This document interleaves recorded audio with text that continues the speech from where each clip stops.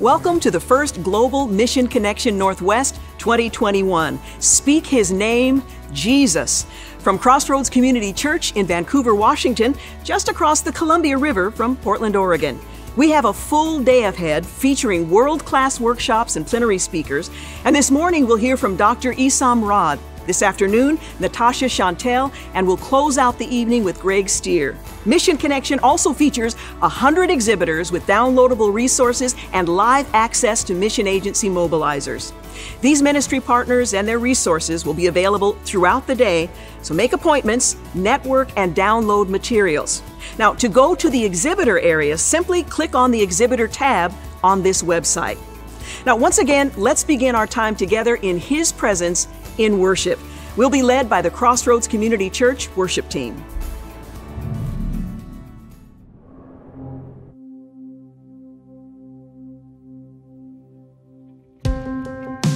Luke chapter 1, verse 37 says, "Not one promise from God is empty of power. There's nothing impossible with God." So let's believe that today and sing this out. Come on.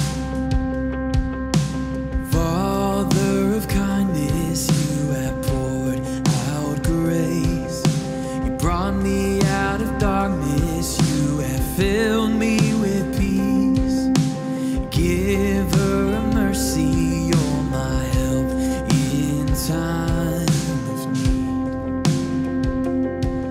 Lord, I can't help but sing. Come on, we lift our voices, sing. Faithful you are, faithful forever you will be. Faithful you are. He's always faithful, amen. 'Cause all your promises are yes and amen. 'Cause all your promises are yes and amen. All your promises are always true. Oh, you always fulfill them all. Hey. Beautiful Savior, you have brought me near. You pulled me from the ashes. You have broken every curse. Amen. Blessed Redeemer, you have set this captive free. Oh, Lord, I can't help but sing. We sing faithful. Oh, faithful you are, and faithful forever you will be. Faithful you are, yeah you are. 'Cause all your promises are yes and amen. Oh, all your promises are yes and amen.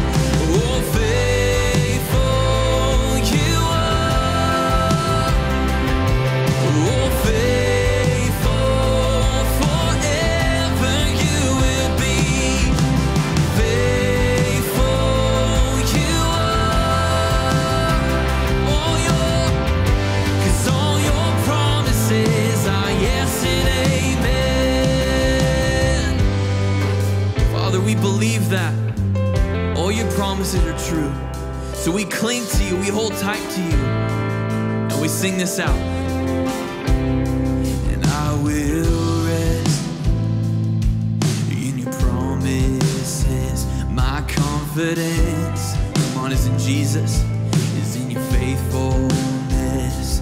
And I will rest in your promises. My confidence, oh, is in His faithfulness, is in your faithfulness.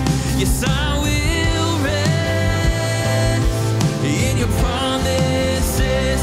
My confidence is your faithfulness, and I will rest in your promises. My confidence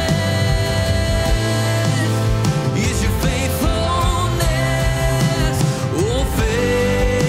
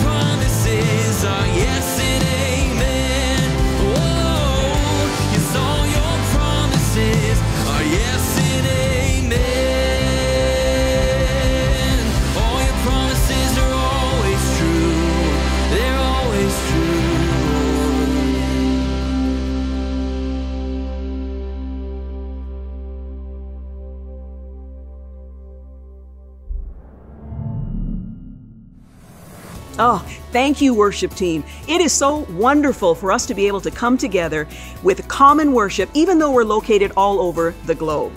You know, one aspect of Mission Connection that I absolutely love is the word connection.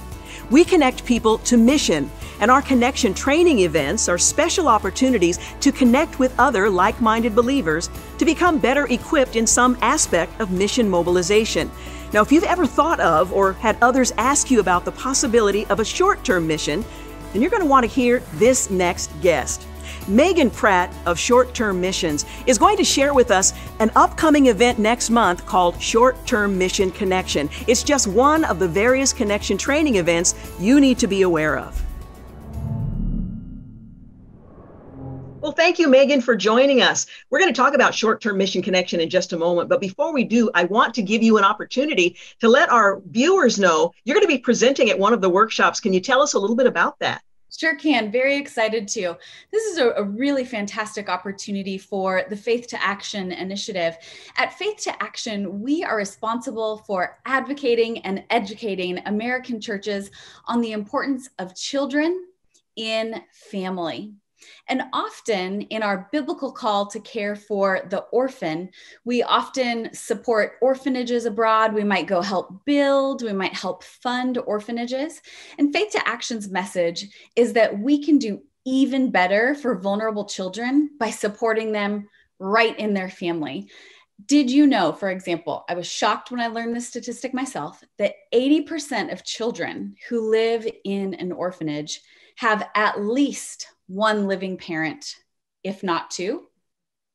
And it's poverty that often separates children from family. But decades of research and scripture itself tells us that children belong in family. Now, what does all of that mean in these COVID times when mission trips have been put on pause and our global partnerships have been put on pause a little bit? Well, Faith to Action wants to help churches rethink the support that they might give as they respond to those global impacts of COVID-19. When it's time for us to start thinking about how we care for people abroad who might have become impoverished due to COVID-19, maybe a child lost a caregiver due to COVID-19. We want to help encourage American Christians, churches in particular, to think about how their support could help keep families together, keep children with their next of kin, keep children in their community, as opposed to separating them from their family and their community by placing them in an orphanage. So we're really excited to bring this message to the forefront to help churches rethink how they can do even better for orphans and vulnerable children. Well, I'm so excited there's going to be an opportunity for folks to participate in your workshop. So I appreciate your explaining that to us. Now, you're on the Mission Connection, the Short-Term Mission Connection planning team. That's right. We're in the middle of a pandemic. Are we planning for short-term missions? Great question. Hasn't that been the question of, goodness, almost the last year, right? COVID struck and our plans were put on hold right around February, right before people were supposed to go on their typical spring short-term mission. So we've been asking those questions of, what does this mean for travel? What does this mean for the very people that we wanted to go visit? Are we putting them at risk by potentially bringing with us an illness that could bring harm to their community? There's so many questions that we need to ask as we reconsider what the future of short-term missions looks like after a pandemic. And at this point, we don't even know if we're going to be able to travel for our spring or summer short-term trips. The opportunity, the great opportunity that brings for all of us is to take this forced pause, not one that we're all necessarily excited about, but one that we're in. And we can take this time to reconsider what our trips look like. What I would say is more important, what our global partnerships look like. To ask the questions of, what do our global partners need, not only right now, but in the long term? So how can our partnerships potentially be rebuilt, reformed in ways that really truly meet the needs, both of those that we're trying to serve, but also our own congregants, the own members of our teams that are going to travel. You know, I appreciate your emphasis on the fact that God does not waste time. He's not wringing his hands about what's going to happen next. He's given us an opportunity to perhaps refine and rethink how we're going to approach the work that he's called us to. His commission hasn't been rescinded. It's just a matter of now having this pause to rethink how to move forward. Now, who should consider attending this important, informative conference? Yes, such an exciting opportunity. First and foremost, missions pastors and their teams, certainly trip leaders. We have built actually a very long list of workshops, breakouts that will be available. A lot of those are to serve those leaders, those trip leaders, to help them rethink things like training, to help them rethink how to build those partnerships, how to rethink the trips we can even do. Perhaps we can't travel abroad. So what can it look like if we're just traveling domestically in the year ahead? How do we start those partnerships? And most importantly, I would say that the conference overall has the opportunity to encourage us all to think through better practice and even best practice in our approach to short-term missions. You know, I've been on several short-term mission trips, and some of them have been God-honoring. Others were more like outings where we enjoyed ourselves, but I'm not really sure we did what needed to be done. Let me ask you, what does a God-honoring mission trip require? Very good. I'm actually going to be leading a workshop on this as well. We're calling it short-term mission as spiritual formation, as our own spiritual journey, a pilgrimage, I'm even going to call it. And what that means is it's not just a week on our calendar or potentially a spiritual milestone that we're checking off, but this is a journey of encounter. First and foremost, we're going to encounter God, to see how he is moving in a new place, in a new culture with new people. Let's not make the mistake of thinking that just because we are not there, God is not already well on the move. Let's go see how God is reflecting himself in the world in a different place. Oh, I love that process. Yeah, we get to go on this journey of exploration for ourselves. How do we prepare ourselves and our spirits to go experience God in a new way, to go experience people in a new way? And I think that often in our preparation for short-term trips, we get together, we learn about who we are as a team, we work on our conflict resolution to make sure that we don't have too much trouble on the trip together. But if we're going on a journey, a pilgrimage of spiritual formation, we are going to ask lots of critical questions about ourselves and our own culture to know what things we need to take with us and maybe what things we need to leave behind, to have an open heart and an open mind to, again, how God looks in a different place and how we might need to receive God in a different way. So I would definitely encourage that in preparation for a short-term mission, it should be much more than just a couple of meetings, a couple of trainings, but a real commitment to a spiritual journey of formation and discipleship so that we are, again, prepared to see God move in big ways that teach us and change us and deeply connect us to his people in a different part of the world. Amen. Amen. Now, you've convinced me. How can I reserve my spot at this year's virtual event? So easy. Just head over to the website. You can just hit the Google button at STM Connection. We'll make sure that the link is posted here for everyone to register. It's going to be really easy to sign up, and you'll want to be sure to keep your eyes on some of those early bird rates and some of the opportunities that are already on the website now, but will be continuing to come in the weeks ahead. Oh, thank you so much, Megan. And I want to encourage you all to pay attention because that workshop is coming up that Megan is going to be presenting as well. Megan Pratt, thank you. Thanks so much. Thank you, Megan. I'd like to encourage you to register for Short-Term Mission Connection. Again, that's going to be next month, February 19th and 20th. And you can register by going to our website, missionconnection.com, under events. You know, we have a great lineup of live and interactive workshops today, and I don't want you to miss the opportunity to hear from these incredible mission mobilizers. Prayer and spiritual warfare, preparing for a great awakening, the persecuted church, and trauma care during a pandemic. And be sure to visit our ministry partners in the exhibitor experience, including our friends at East West Ministries International, Pioneers, Forward Edge International, Frontiers, and Home. Now, Bill, will you come and introduce our next plenary speaker? Thanks, Georgine. You know, we're really privileged to welcome Dr. Esam Rod to our Mission Connection Northwest platform. Dr. Rod is considered one of the leading experts and physician inventors in the field of healthcare-related infections and infections in cancer worldwide. He's not unfamiliar with suffering. 17 members of his own family contracted COVID-19 in 2020. He holds more than 73 issued patents and more than 90 provisional pending patents, most of which are already being applied to patient care. In 1989, Dr. Rod founded the Ministry of Home, HOME, a Christian interdenominational organization that exists to offer physical and spiritual healing to people in need in the Middle East, bringing the good news to every Arab around the world. Dr. Rod has also been the founding and senior pastor of the Arabic Church of Houston for over 25 years. You know, above all, Dr. Rod's greatest passion is to share the eternal love of Jesus Christ with his people and to live for him who loved him and us unto death, even the death of the cross. So it's my pleasure to introduce to you Dr. Esam Rod.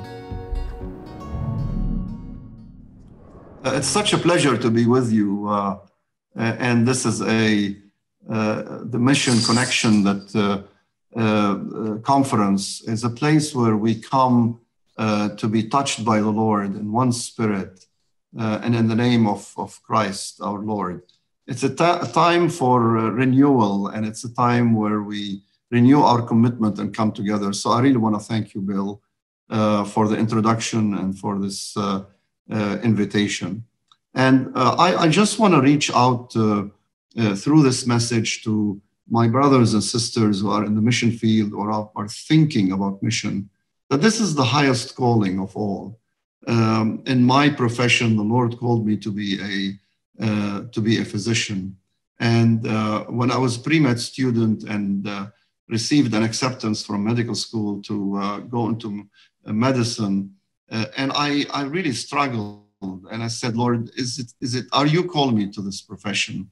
And are you calling me, should I go into full-time ministry and just kind of share the gospel directly? But the Lord sort of reminded me that he's leading me to medicine as a profession, because he wants me to ultimately, through medicine, deliver the ultimate healing and the cure, reach the suffering and sharing the cure of Christ through personal knowledge of what he does. What I'm trying to say today is that what we're doing in mission is delivering the most important cure for the most kind of fatal disease which has inflicted humanity through the ages, which is a disease of sin. It's very difficult to kind of imagine this. But let me give you one simple example. For the last 30 years, I have served at a big cancer center, actually the largest cancer center possibly in the world, MD Anderson Cancer Center. And if I ever get the kind of a great privilege of having an effective cure for cancer, wouldn't it be a shame if I keep it to myself? If I ever find a vaccine, effective vaccine for COVID-19, wouldn't it be a terrible thing if I just keep it to myself, and rather than share it with people who really need it and people who are dying of this horrible disease? So I want to call you that this is the greatest calling that ever any person could get, is to kind of share the cure of Christ through the gospel of Christ and through his saving love with people around us. And as we are called to this world of darkness, it is very important to realize that when we go out, we are moved by only one spirit, the spirit of agape love, the spirit of the Savior, to reach a dying world. And I would like to kind of, by showing the next slide right here. This slide is so illustrative and sort of summarizes our ministry. It shows the last healing miracle of the Lord Jesus Christ in the Gospel of Luke, written by the beloved physician, Dr. Luke. And he shows the last healing miracle. And the healing miracle is the Lord Jesus Christ is healing Malchus. And Malchus was hit by the sword of Simon Peter in defense of Christ. Malchus was coming with hundreds of people with spears and with swords, trying to bring Christ to crucifixion. In other words, what the Lord is doing in this, through this miracle, is he's reaching out to heal his enemy who's coming to crucify him. And that hand that reached out to heal him and touch him, heal his ear, was the hand that this person and many others came to pierce on the cross. He came to crucify him, and the crucified Savior, the Savior to be crucified, reaches out to heal him. And through her church history, it is said that Malchus later on after the cross accepted Christ as a personal Savior and became one of the disciples of Christ. What I'm trying to illustrate today to you, my brothers and sisters, as I reach out to you, is the fact that we are going out not to a neutral world. We're going out to an antagonistic world, whether we are working in the East, whether we are working in the Far East, Middle East, whether we're working in Europe, whether we're working in Latin America, whether we're working in Africa, whether we're working even in North America. The world is antagonistic to Christ. But in the world, the Lord and every person in this world are people that the Lord loves and is reaching out through his pierced hand, through you who are the hands of Christ, to kind of touch them with the touch of love and show them the love of Christ and sort of bring them to a saving knowledge of the Savior who loved them and died for them on the cross. And this is the cause of mission, and this is the nobility of mission. Once we lose ourselves, that kind of sense of greater calling, that kind of the nobility of this higher mission that the Lord called us, we kind of lose sight of everything. And actually, he called all his disciples to be involved in this mission effort when he speaks in Matthew 28, 18 to 20. And when he calls, go ye and make disciples of all nations. So brothers and sisters, sort of rejoice in your hearts. If you have heard the voice of the Savior and you really want to be, and you're saying, here am I, Lord, send me. The Lord has called you to the greatest mission ever known on the face of the earth. The mission of sharing his cure, his saving love with people around the world. And never give up, never give up. It is said of Winston Churchill when he was asked to speak in 1940 in England, in Oxford, on that graduation in the June of 1941, after the big Battle of London. And then when it came to kind of for him to come to basically stand up on the pulpit and speak and give his message, he stood and he said three times these three words, never give up, never give up, never give up. And he went down and he sat. This was his message. And I think the Lord Jesus Christ would repeat it. Never give up, never give up, never give up, because the work has been finished on the cross. And the Lord is going to change, give you that kind of power and that great kind of a powerful message where your enemies are going to become, some of them are become the children of God. And this is the greatest treasure on the face of the earth. I want to show you what the Lord has taught me over the last 30 years through the mission that we call health outreach to the Middle East, and some of the lessons we learn from that ministry. And I'll show you the next slide. For example, Lebanon, the country I came with. I came to know the Lord in Lebanon right before the Civil War, 1 year before the Civil War, that really kind of led to the destruction of this country, 15 years of civil war.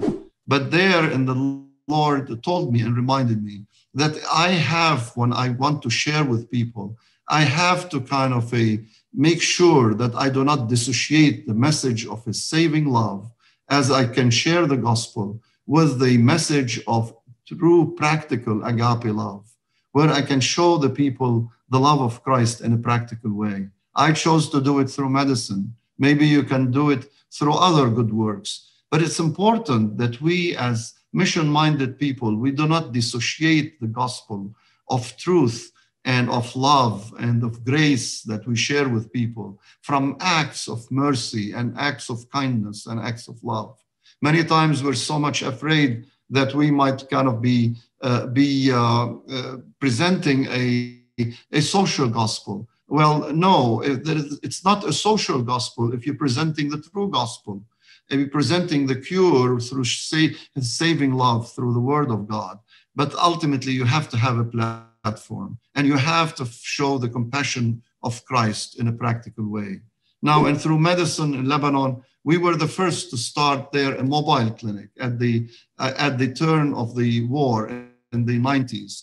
And this is the mobile clinic you see on the first slide here. And then through the times and all the crises of Lebanon until recently, when they had this nuclear, as you can see in the next slide, the nuclear scale, basically explosion in Beirut, Lebanon, the mobile clinic and our clinic actually in Beirut, Lebanon that was affected through healthcare workers who loved the Lord, were going down and reaching out to people from all faiths and sharing with them not only the medications we have and not suturing their wounds only physically and biologically, but also reaching out to them with the gospel of the Lord Jesus Christ.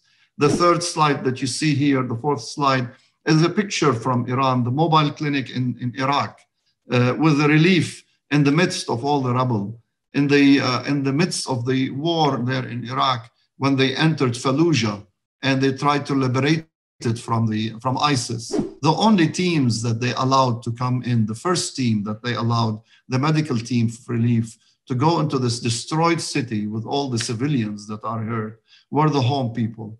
And they asked them, why are you allowing us, even before the Red Cross or even before the Red Crescent, to kind of go in? And they told them, because we know you are the Christians who do not discriminate between Sunni and Shiite. You don't discriminate between a Christian and a Muslim, because you treat all people as people as so beloved to your God. And this is a great testimony. You see on the next slide in Iraq, in our actually stationary clinic, you see the film of Jesus portraying there as they're waiting to go in and see the physician that was going to take care of them physically.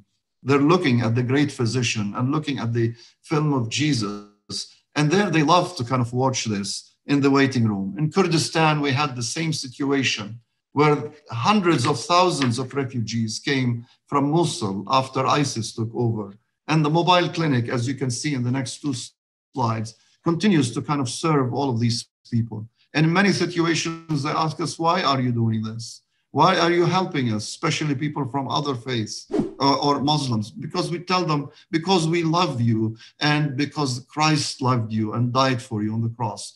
The help that we provide medically really kind of speaks of the love of the Savior, which is the driving force for all of us. Syria, as you can see on this next slide, has really gone through the 11 years of civil war with 500,000 people dead. And really millions of people that are refugees. Half of the population of 22 million, that is 11 million people, are now refugees all over. But as you can see in the midst of the clinic that we had in there was active 7 days a week, 24/7, working with people of other faiths and reaching out to them in the midst of the difficulties. And you can see some of the picture here over the rubble, the people that are standing there. And then Jordan, where we have heard the cry of Jordan and all the kind of refugees going to Jordan from both Iraq previously during the Gulf War and then from Syria. And you see in the next picture, that kind of a number of physicians who are Arabs, we call them Arabs to Arabs. These are Arab doctors and nurses with a mission who have reached out to help in the Al-Nur Sanatorium with the beloved Eileen Coleman, a nurse who has been serving there for 65 years and wishing for a day when Arab healthcare workers would come and serve with her. And all of a sudden, for the last 15 and 20 years, there was a large number of people that we have trained of how to share Christ at the bedside coming to serve with her. And I can keep going on and on the kind of a work in Gaza and in the West Bank, as you can see here in South Sudan. But the great work in Mauritania, I want to show you some slides there that you can see Mauritania, the forgotten country in North Africa, where a woman stood in the kind of gap by the name of Dr. Amanda. She's a board-certified surgeon, born in Pennsylvania, have not been outside the United States until she finished her basically training, was the associate director of a well-known surgery program here. And the Lord called her to kind of join home and really serve with us in there. And she started in Mauritania, the most impoverished country on the face of the earth, and the country with the least number of physicians out there. They put her in a hospital up in the north and of Mauritania, where the temperature is more than 100 degrees Fahrenheit, almost 7 months of the year. There wasn't running water, but the Lord used her to kind of start and sort of bring that hospital to become an oasis of love and reconciliation. And then home stood by her side and started sending Egyptian physicians and nurses. You can see on the next slide. And now she's able to lead in the name of Christ, 2 hospitals and actually under home in that part of the world.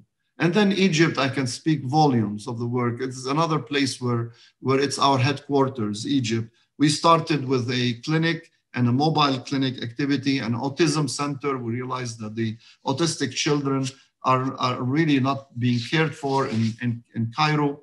But then soon after, we started having, as you can see in this next slide, the mobile clinic that goes to all of these underserved areas. And we sort of associate the sharing of the gospel and the message with really caring for people. But then we found the weakness in Egypt that nurses, especially from nurse candidates from Christian background, are not able to be admitted to schools, to public nursing schools, because they're being discriminated against because it's written on their identification card, their religion. And we started basically a school of nursing for nurse assistants. And now we have nurses that there. And the dream was to kind of really build a nurses and physicians, as you can see in this big conference, who are Arabs to Arabs. That these people who are with the mission, nurses and physicians with the mission. And really this has exploded, where we were able to send so many of them, train them medically and nursing and medicine, and at the same time, send them to the rest part of the Arab world. Now we are in the process, actually, as of this month, of purchasing this hospital that you can see here, the home hospital, teaching hospital in Egypt, which is going to be the hub for the School of Medical Mission. And as you can see on this next pyramid slide, you can see that we're providing excellent care in that teaching hospital associated with training at the same time, training in infection control, in infectious disease, which is my specialty, training in family medicine for physicians, and they get their diploma from here, from a well-known medical schools in the United States, but also providing them training for nurses, where they get the RN degree, post-RN degree, or postgraduate training in the United States. And the aim of all of this is basically, as we train them for 2 years, they would serve with us for at least 2 years as missionaries to their own people. We call it Arabs to Arabs. And we were successful in the past, but this is going to multiply the harvest. One thing we have done in Egypt, which was so skillful, we've done a program on TV, 150 episodes. Each one of them are TV programs, 30 minutes each, where there is an interview and there is with a physician. And we take a particular problem like heart failure or heart disease. And then we speak on first 15 minutes where we speak about the disease itself. And then we use the disease as a parable, as an illustration to talk about the disease of sin. For example, people who have heart failure, and then we talk that all of us have a spiritual heart failure, and all of us need a heart transplant. And there was someone who came to give us his heart and his spirit. I will give you a new heart and a new spirit. And the last 15 minutes of that program then becomes a message, a spiritual sort of message about the grace of Christ being the cure and Christ himself being the great physician. And we tell them the operating room is actually that cross where you can have that transplant. He will take out the heart of stone from you, the nature of stone, the fallen nature, and he'll put a new spirit and a new heart in you. And then in Yemen has been a great work that has been a blessing. And now we have joined in, the Canada Hospital has joined into the network of home network in the Middle East. But the whole thing is to encourage you, brothers and sisters, of this great message that the Lord has called you to do the greatest thing on the face of the earth. Never give up. Never give up. You see, when I talk about Egypt, I get these goosebumps, and I remember that man in Egypt, Moses, when the Lord called him. You remember Moses when he was, he finished at the age of 40, and he was like at the peak of his life, possibly in terms of prestige. He was in the house of the Pharaoh, it says, and he was full of passion, but it wasn't a spiritual passion. And he wanted to take things in his hand, and we all know the story. He killed the Egyptian, and then all of a sudden the issue Pharaoh became aware of it, and he was transformed from being a great man, a great military leader, and really part of the royal house of Pharaoh, into become a fugitive. He runs for 40 years in Midian, and he's just a lonely shepherd. He's lost. And when the Lord calls him through that fire in the bush, he asks two questions. First, who am I? Who am I for you to use me? Who am I? I have nothing at this point. I'm just a broken man in the midst of the desert. And now, don't underestimate yourself. Don't overestimate yourself like Moses did 40 years earlier, when he thought that he can take things in his hand and really sort of liberate the people. But don't underestimate yourself. And the Lord told him, look, I can be with you. I am going to be with you. Do not be afraid. Move forward. And then he asks another question. Who are you? What is your name? Whom shall I tell them you are? And the Lord answers him the right question. He tells him, I am. I am Yahweh. I am. I am the one who was and who still is. I am the same yesterday, today, and forever. I am the one who was, who is, and who will be there forever. And then we understand when the Lord tells him the word I am, once we hear it from the Lord Jesus Christ.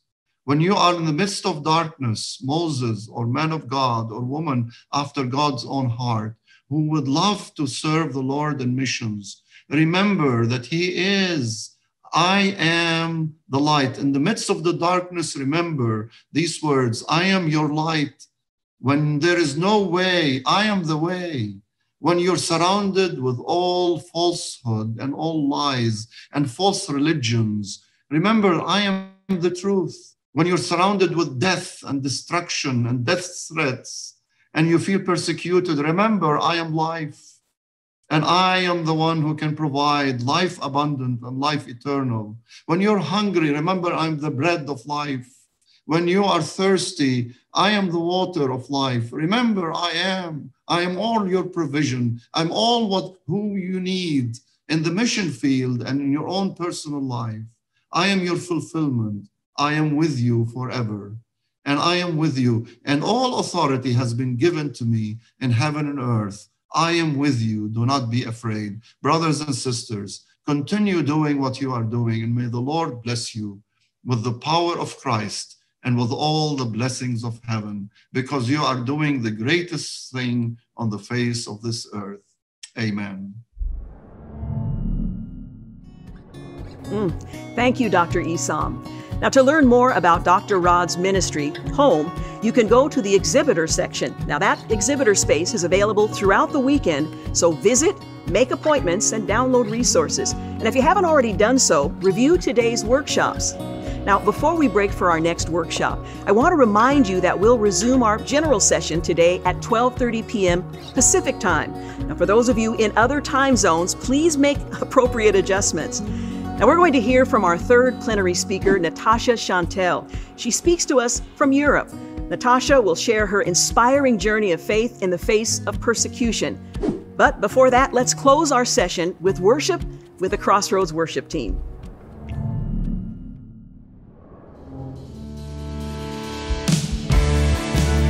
We are so excited to lift up the Lord in song and in praise.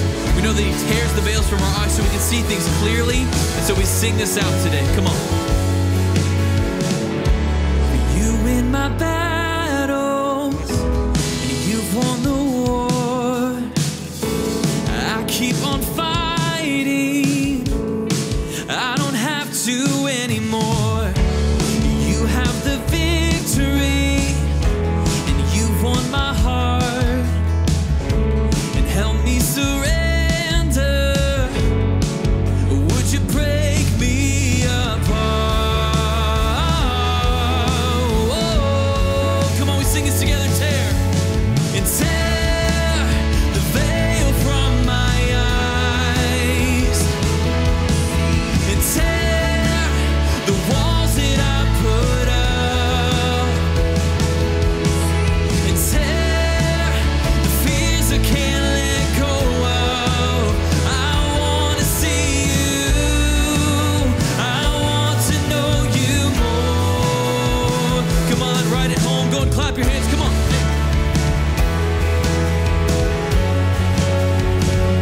Come on, we just want to celebrate the Lord today. We want Him to take our weaknesses because He's strong when we are weak. So come on, let's sing this out together. But you take my weakness and you wear my scars. No longer burdens, I place them in your arms. And you're my beginning, and you are my start. Lord, I surrender. You can break me apart. Oh, we sing tear, tear the veil from my eyes. Oh, tear the walls that I put up,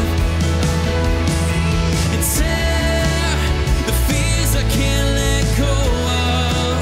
I wanna see you, I want to know you more.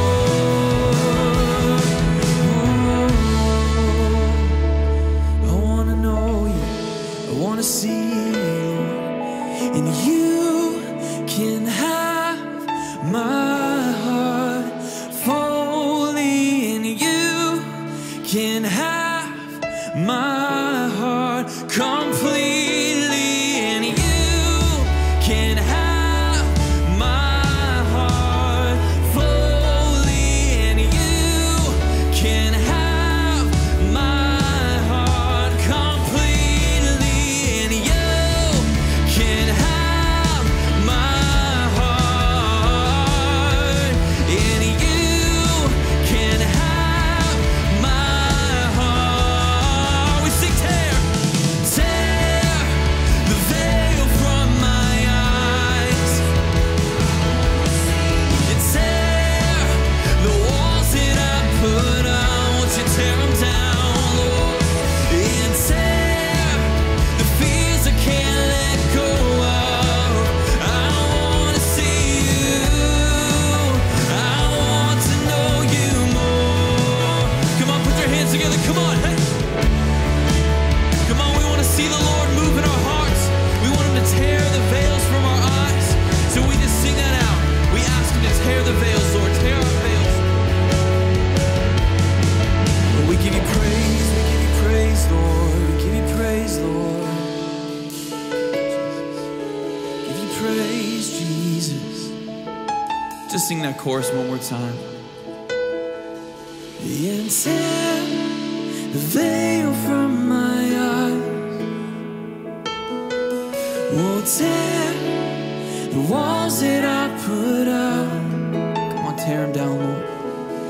Tear the fears I can't let go of. I wanna see you, I want to see you, and I want to see you. I want to know you more.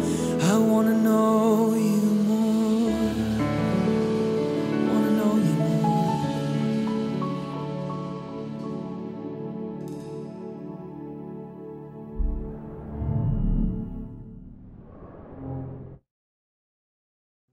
Amelia grew up in the church.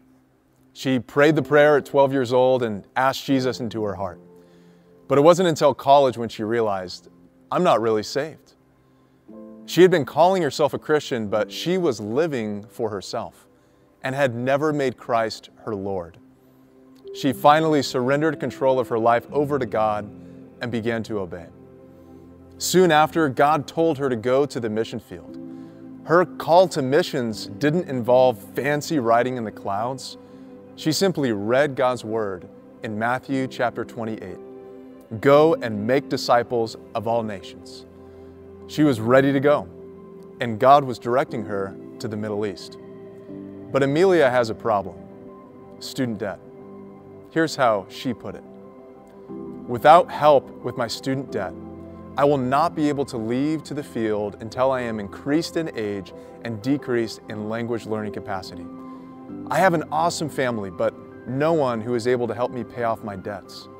My degree is applicable for missions work, but in the United States, it would pay at a low rate, meaning my student debt payoff would take at least 8 to 9 years. Though Amelia's degree is immensely valuable for missions work, she and her new husband will probably never make it to the field. They will work hard to pay down their student debt as fast as possible, but this won't take them 8 to 9 years, but closer to the average of 21 years before they finally pay off her debts. By then, they will be in their mid-40s. They will still care about missions, but they won't go. Life will be too busy and their roots too deep after decades here. And men and women like the ones I met in India will still be dying every day, never having heard about the great rescue plan that Christ provided for them on the cross. This should not be. That's why I'm so excited to share with you in the next segment how you can play a part in this rescue mission.